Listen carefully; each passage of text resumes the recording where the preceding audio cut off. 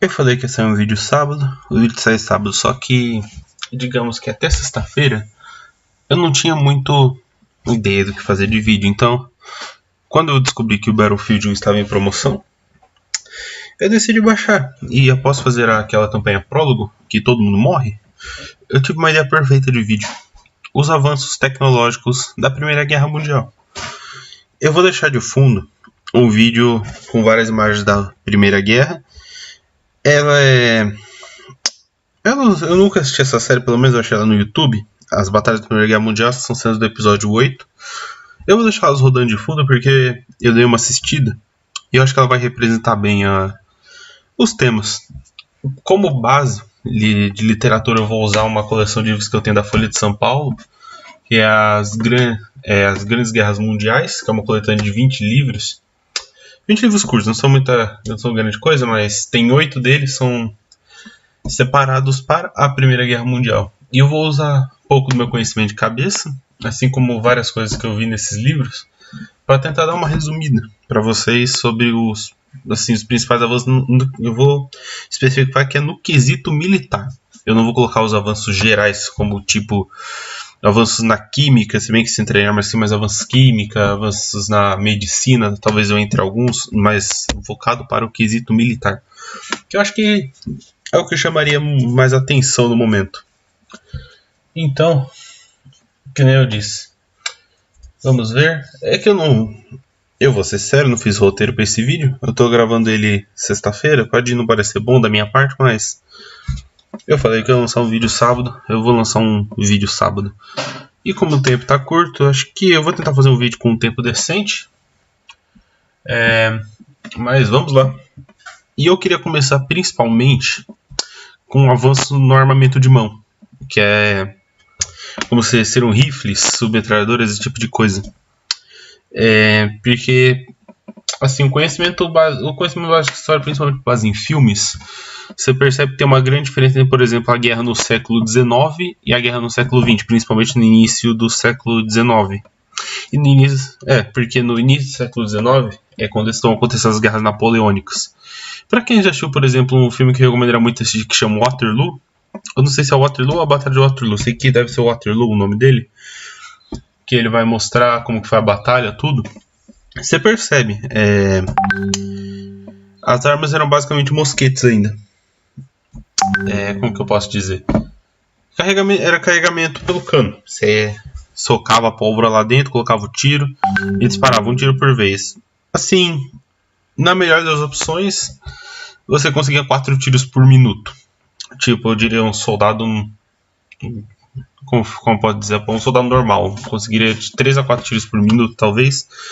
E um soldado assim bem profissional conseguiria até 6 disparos por minuto. E com o advento do ferrolho, que é não só do ferrolho, mas o ferrolho ele ajudou bastante, mas principalmente dos projéteis, da que a gente chama de bala hoje, eles foram decisivos para esse avanço, porque com o advento do projétil, você não precisava mais ter o carregamento em partes, porque o mosquete, você deveria carregá-lo. Primeiro você colocava a pólvora no cano, aí você amassava ela no cano, depois você colocava o tiro, pressionava o tiro contra a pólvora para fixar ele lá dentro. Aí você tinha que puxar, eu esqueci o nome daquela manivela agora, você apontava e quando você queria acertar, mas não era certeza de acerto, porque era uma arma extremamente imprecisa.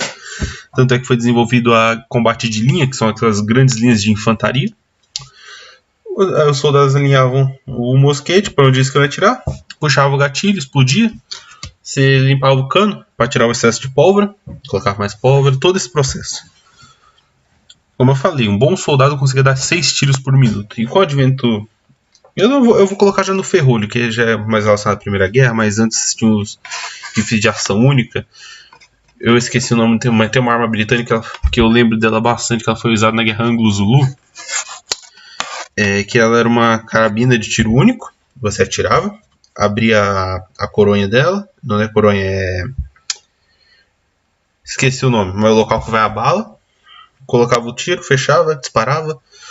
Isso já aumentou em si muito a cadência de fogo da arma. mas ainda dependia muito da velocidade do soldado para colocar um novo tiro.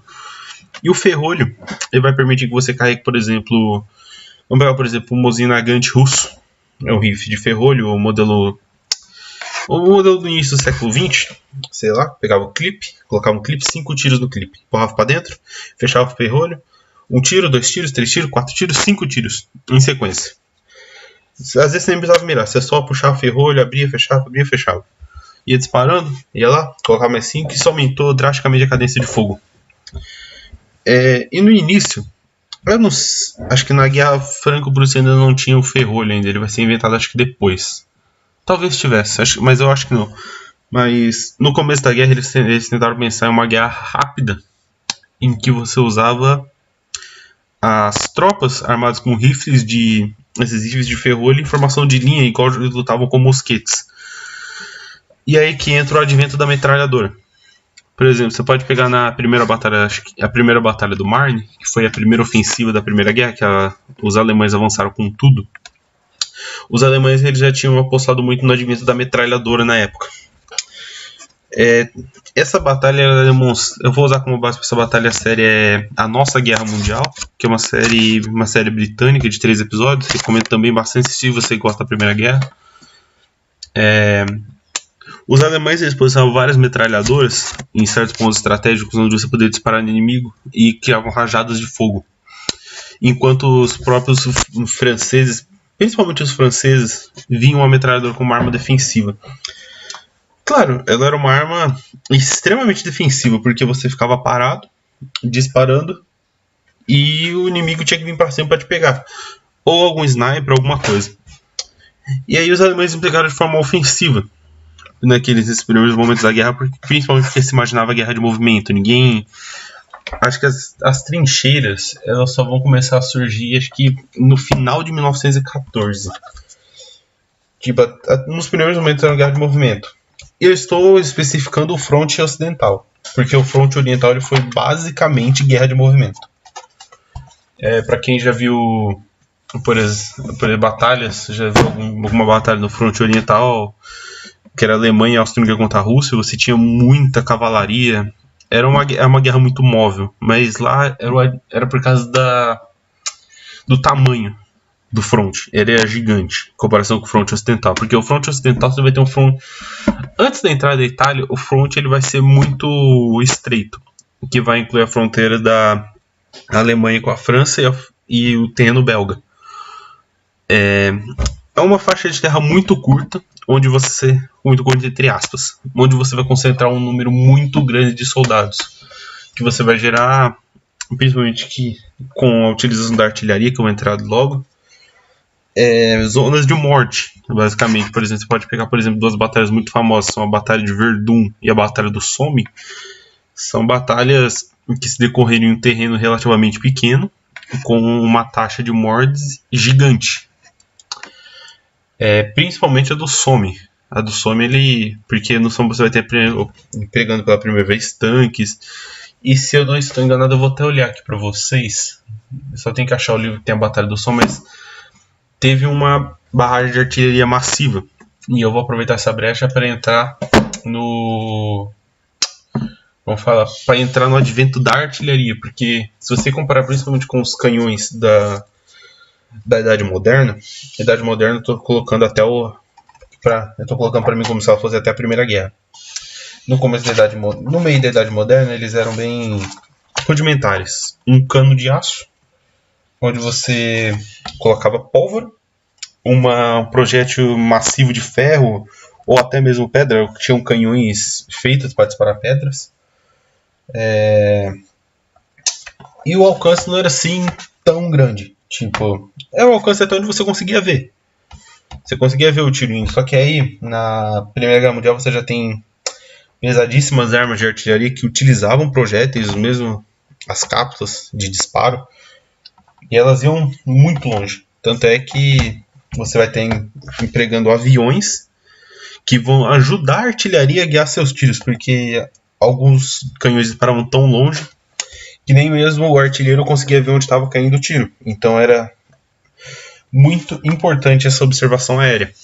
E o advento do rádio também ajudou na precisão da artilharia, E a invenção de, como que eu falo, projéteis explosivos. Eles já eram uma invenção bem antiga relativamente, só que eles, como que eu posso dizer, várias modificações geradas dos projéteis explosivos, variado dos antigos, só que com uma letalidade aumentada. Por exemplo, o projétil explosivo convencional, ele tem um fusível na frente. Quando ele acerta alguma coisa, ele explode. E geralmente estilhação ou do próprio projétil e do terreno em volta. Só que aí você vai ter projétil de fragmentação, que eles explodem no ar e soltam um monte de estilhaços em sua direção. E esses estilhaços podiam variar dependendo de como fosse o projétil. Peraí, eu tô procurando aqui o bagulho do some. Mas vamos lá. E acho que também dá pra entrar no advento do avião, né? O avião ele foi muito utilizado. Inicialmente os aviões eram basicamente para observação. Tipo, o avião, antes da Primeira Guerra, tem muita gente que confunde isso. Na Primeira Guerra Mundial, o avião já era utilizado antes para motivos militares. De cabeça, eu sei 2 exemplos. O mais famoso foi a Guerra Ítalo-Otomana. Não sei se é assim que chama essa guerra, mas eu chamo ela de Ítalo-Otomana, que foram os italianos que invadiram a Líbia em 1912. E os italianos utilizaram os aviões pela primeira vez como arma ofensiva. Eles pediam para os pilotos iam 2 no avião, um piloto e mais um. O que estava atrás dele levava várias granadas, e conforme o avião passava por cima do campo de combate, o cara ia atacando as granadas. Foi uma das primeiras vezes que o avião foi utilizado como forma ofensiva, mas tem outra vez, aqui no próprio Brasil, que ele já foi utilizado como quesito de observação, que foi na Guerra do Contestado, em que como que era o nome da empresa? Brasil Lumber, o Lumber Brasil, alguma coisa assim, que é uma madeireira. Eles entraram em conflito com os caras na região do Contestado lá, e eles utilizavam aviões para averiguar o campo de batalha. Tanto é que eles tinham um próprio aeroporto na região, que é exatamente para isso. E na Primeira Guerra Mundial aí que você vai ter o ponto crítico, que é eles adaptando metralhadoras nos aviões, com o advento do sincronizador, que se eu não me engano foi uma invenção alemã, apesar de não ter certeza. Eu sei que um lado roubou do outro, então não lembro qual que teve primeiro. Mas com esse sincronizador você conseguia disparar os projéteis através das hélices do avião, sem que os projéteis acertassem as hélices. E isso permitia o nome dogfight. Na tradução literal é briga de cachorros, então eu vou chamar de dogfight mesmo, que eram aviões combatendo aviões. Então geralmente aviões de observação eles precisavam de superioridade aérea para atuar. E isso levava a um combate aéreo contínuo. Se eu não me engano, a ofensiva de primavera alemã, ela contou muito com a superioridade aérea. Um filme, para você presenciar bem isso, chama O Barão Vermelho. O filme outro bom também, foca a Primeira Guerra. Ele vai ter, eu acho que do meio pro final do filme, ele cobre essa ofensiva de primavera, se não me engano chama assim. E eles vão contar muito com o advento da artilharia e da superioridade aérea. Foi muito importante para essas ofensivas alemãs. E também dá para considerar também que essa ofensiva de primavera foi a última ofensiva alemã da guerra. Mas acho que isso não vem muito ao caso do vídeo. Mas outra coisa que dá para entrar também são as armas químicas. As armas químicas, antes da Primeira Guerra Mundial, você já tinha tratados contra a utilização de armas químicas. Tem muita gente que acha que esses tratados eles foram criados após a Primeira Guerra Mundial, mas antes da Primeira Guerra Mundial eles já existiam, porque quando você cria alguma coisa, obrigatoriamente ele vai ter uma versão militar. Isso é obrigatório. Não só hoje, qualquer época da história, não dá para você criar alguma coisa sem ela ter uma utilização militar. Qualquer coisa que você pensar, qualquer coisa decente, tá? Não estou falando do produtinho da China, mas qualquer pesquisa decente, ela geralmente é feita para gerar um fim militar. Quase tudo que a gente tem hoje, antigamente foi feito para fins militares. A internet, o telefone, o próprio telégrafo, tudo isso, meio de comunicação, a medicina evoluiu por causa da guerra. E vamos entrar na parte da química. Os adventos das armas químicas, eles avançaram durante a guerra. Se eu não me engano, a primeira arma química utilizada foi usada pelos alemães, que eles utilizavam cilindros de gás de cloro. E essas primeiras armas elas dependiam muito do vento. Então tornava o uso delas muito limitado. Uma coisa que fez com que no começo da guerra, nas suas primeiras utilizações, elas não fossem utilizadas assim, entre aspas, em massa. Elas foram utilizadas e muito. Mas nesses primeiros momentos, como eram armas de utilização muito limitada, elas dependiam de várias variáveis, principalmente o vento e o terreno. E aí, não só com o advento de novos gases mais letais que o gás cloro, como o disfogênio e o próprio gás mostarda, que é o mais famoso deles, você vai ter o advento de dispará-los a partir de canhões de artilharia. Você colocava ele dentro dos projéteis, disparava esses projéteis e eles explodiam em cima do inimigo liberando esse gás. Quer dizer, você não dependia mais do vento, só que isso limitava a movimentação, porque enquanto o gás está lá, você não pode avançar. Você tem as máscaras de gás, só que máscaras de gás, se não me engano, elas são um tanto caras de se fazer, principalmente se fazer em massa, apesar de que eles se esforçaram para tentar equipar todos os homens da Europa com essas máscaras de gás, por causa da letalidade do próprio gás. Só que o gás, não sei se é o mostarda ou o gás fogênio, que ele não afetava só a respiração. Acho que é o gás mostarda mesmo, por causa da composição química dele. Ele entrando em contato com o suor da pele, ele começa a reagir e causar queimaduras. Então, por isso, não só pelo frio, mas exatamente por causa desses ataques de gás, você tinha um soldado todo coberto por roupas. Porque qualquer parte descoberta do corpo poderia reagir com esse gás. Ao simples contato, a reação com o suor da pele.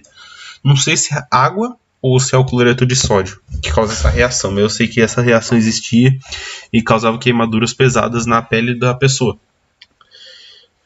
E outro problema é quando ele é respirado, porque o gás mostarda ele tende a, se não me engano, ele se liquefaz dentro dos pulmões, enchendo eles de líquido e te matando asfixiado assim. E são armas bem cruéis, são muito cruéis, mas que eram utilizadas. Não tinha muitas formas de se combater elas diretamente. Tipo, a única forma de você evitar que seus homens sofressem com um ataque de gás ou é você evitando que ele seja lançado, ou é você dando as máscaras de gás para ele. Com certeza dar a máscara de gás é mais fácil. E aí vamos... Eu gostaria de entrar um ponto também que eu esqueci de falar na hora que eu comecei a falar da metralhadora, que foi o fim da cavalaria. Tipo, eu falei, teve combate de cavalaria e muito no fronte oriental, mas dando um foco maior pro fronte ocidental, a cavalaria ficou basicamente inutilizada. Porque, bem, geralmente um regimento de cavalaria vai ter o quê? 60, 100 homens.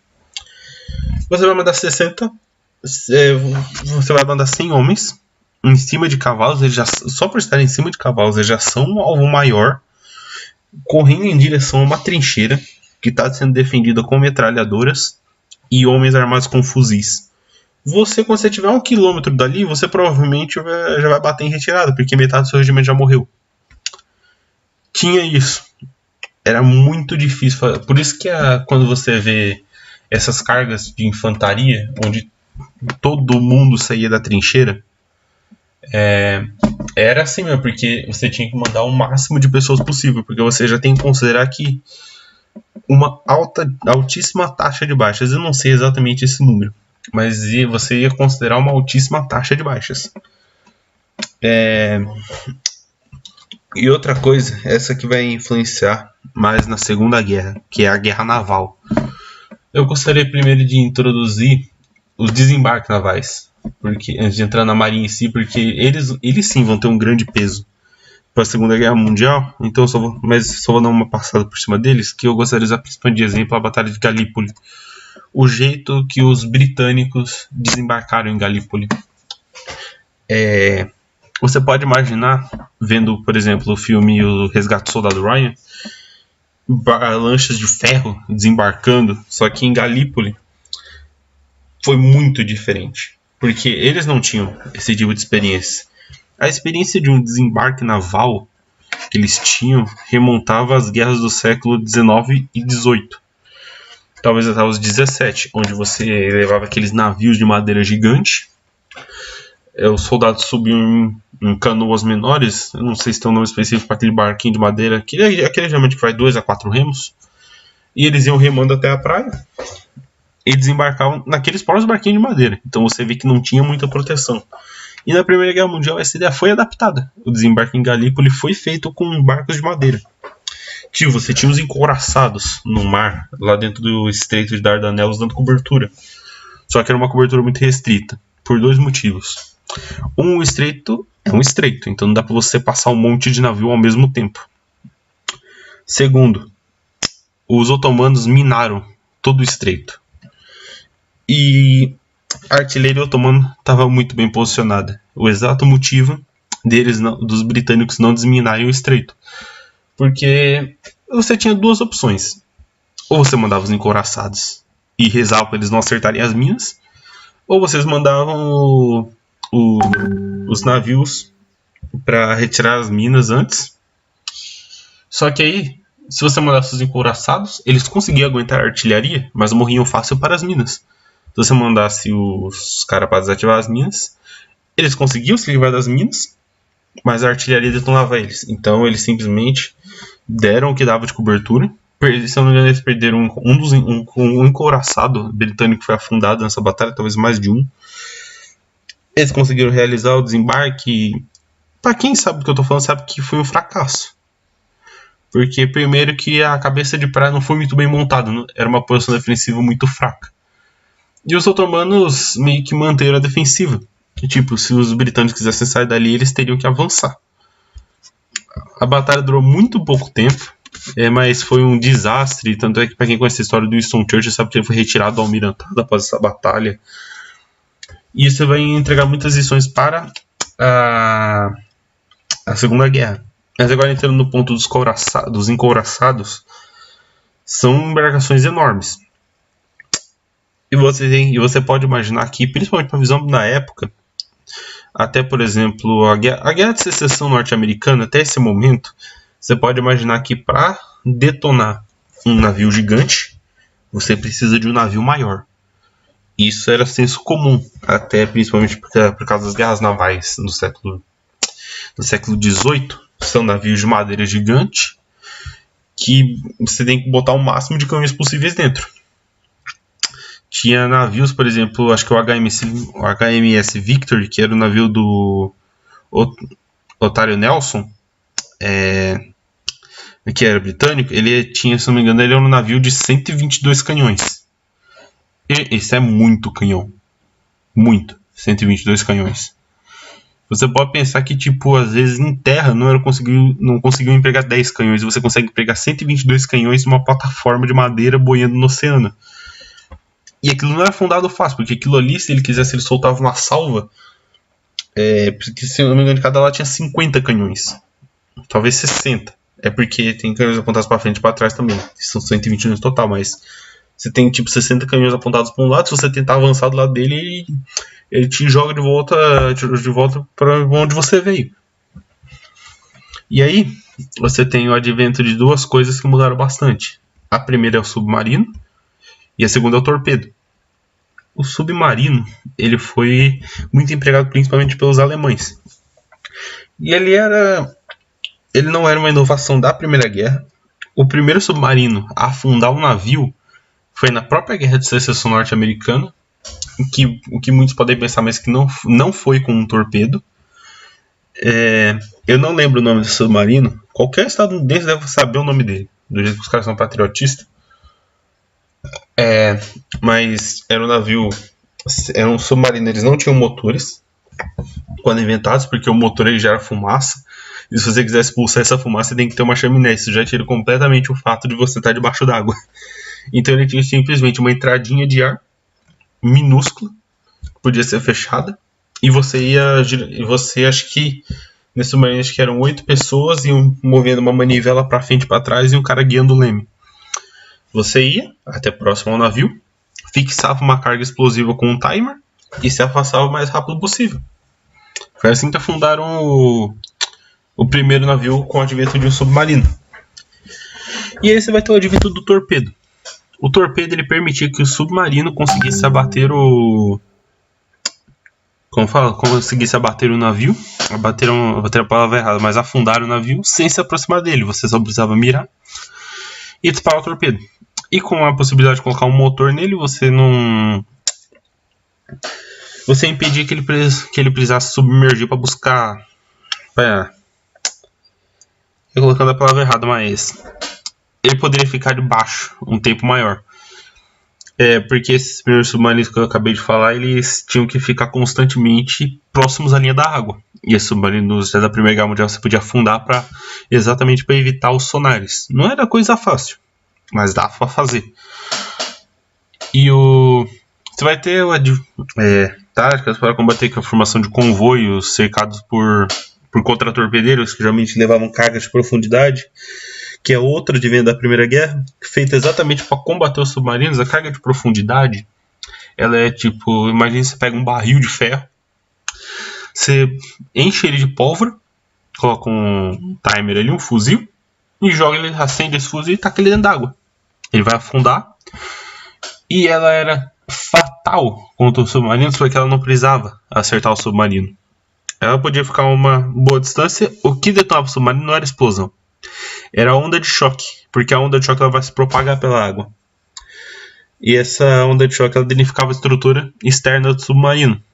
Tanto é que eles falavam que a maioria das pacientes tinha um procedimento padrão de quando você ouvisse essas cargas sendo jogadas no mar, não encostar nas paredes, por causa da onda de choque.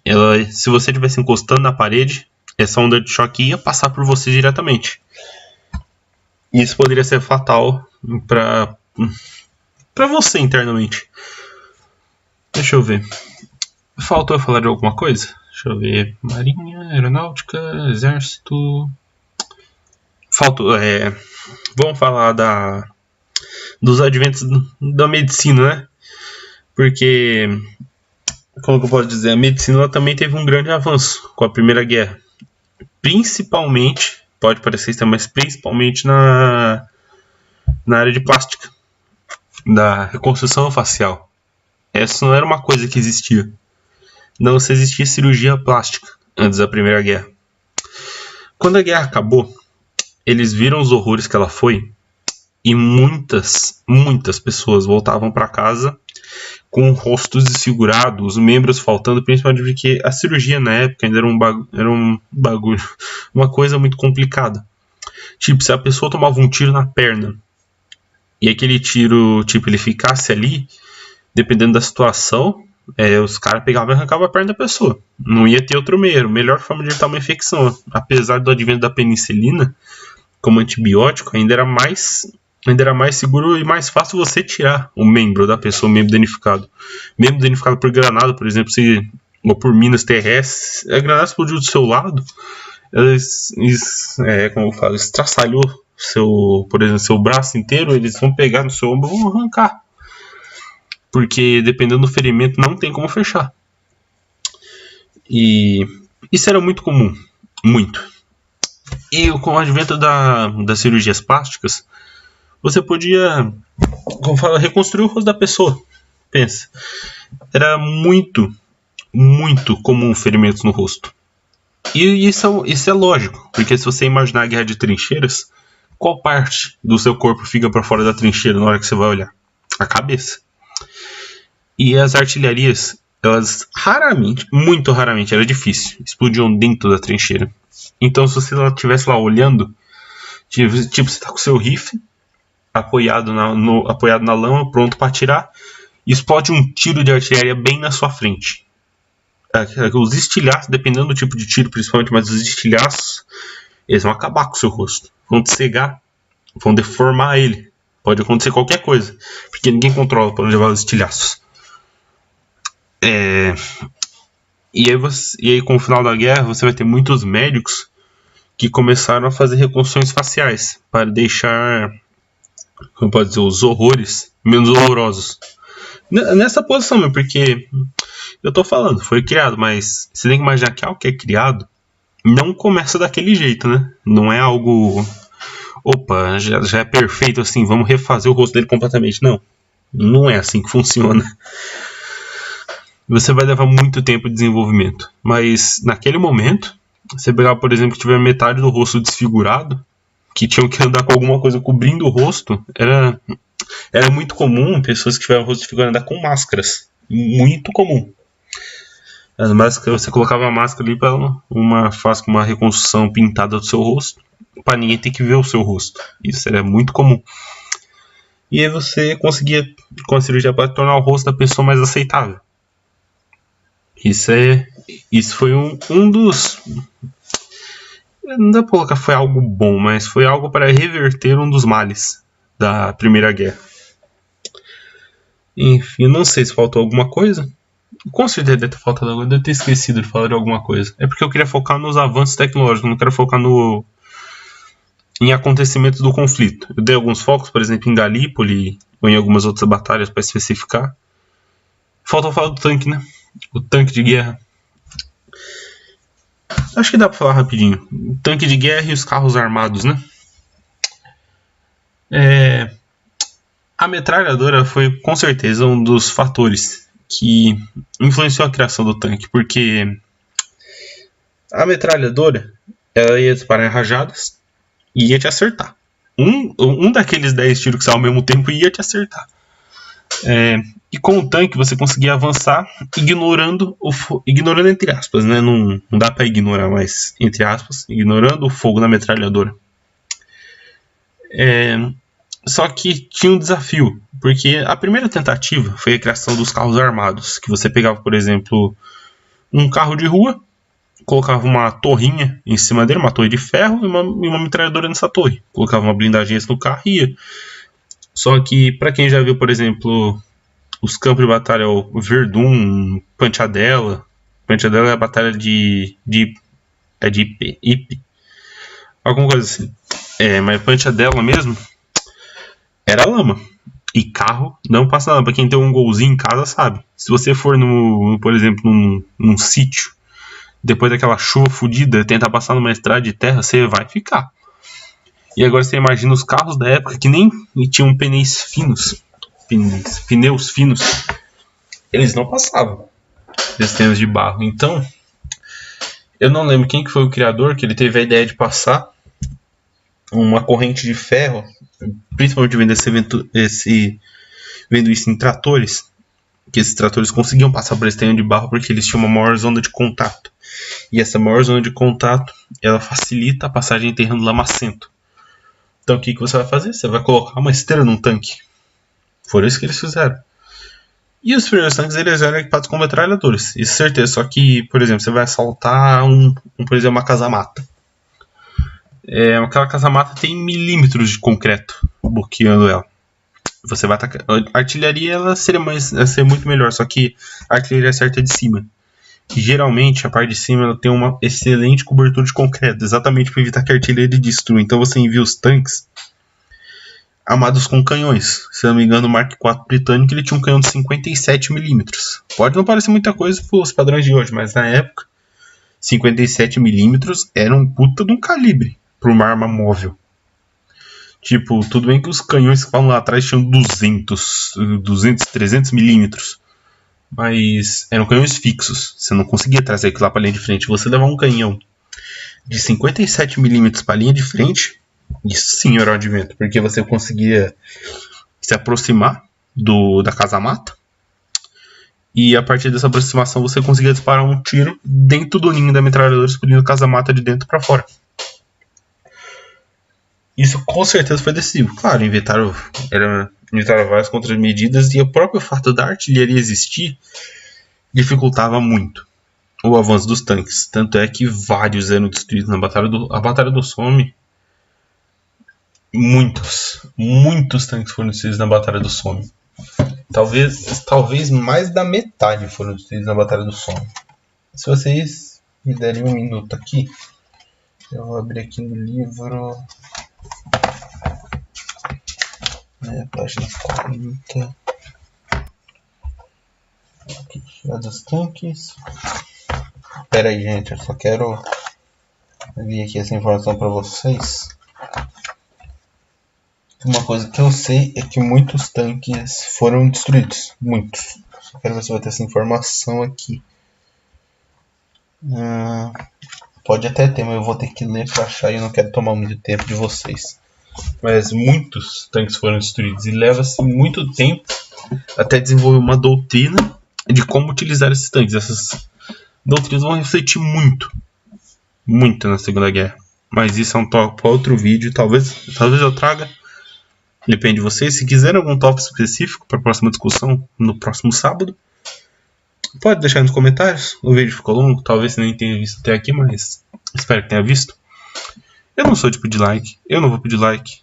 Eu só vou pedir para que você se inscreva, porque você se inscrevendo você pode receber mais vídeos. Pode ter vários vídeos que não vão te agradar, mas quem sabe algum desses vídeos te agrade. Aí sobe a notificação, você vê o tema, não me interessa. Passa pro lado, tira a notificação dali. Opa, um vídeo interessante, vamos assistir. Você não precisa ver todos isso. Eu não vou pedir like. Like pra mim não vai mudar nada. Você pode dar seu dislike. Se der seu dislike, não tem problema. Eu não me importo, mas justifica o porquê. Porque se você justificar, eu vou saber onde eu tenho que melhorar. Esse é o principal fator do dislike. Se você quiser dar um like, tudo bem. Ficar feliz, eu vou saber que eu tô fazendo algo certo. Mas é isso aí, gente. Decido. Se quiser algum tópico, pode pedir nos comentários. E compartilhe. Você deve ter mais algum amigo que gosta de história que vai gostar de ver um vídeo desse tipo. Principalmente falado em português. Tipo, tem muitos canais que falam sobre história em português. Mas tem muitos mais que falam inglês. Se você fala em português, eu mesmo sigo poucos. A maioria que eu segui são em inglês. Mas, né? Acho que eu já tô pedindo demais. Já tô 2 minutos pedindo coisa pra vocês. Enfim, ficando por aqui com vocês. Vejo vocês quarta-feira para um novo quadro que eu tô trazendo. Eu espero que vocês gostem. E fui.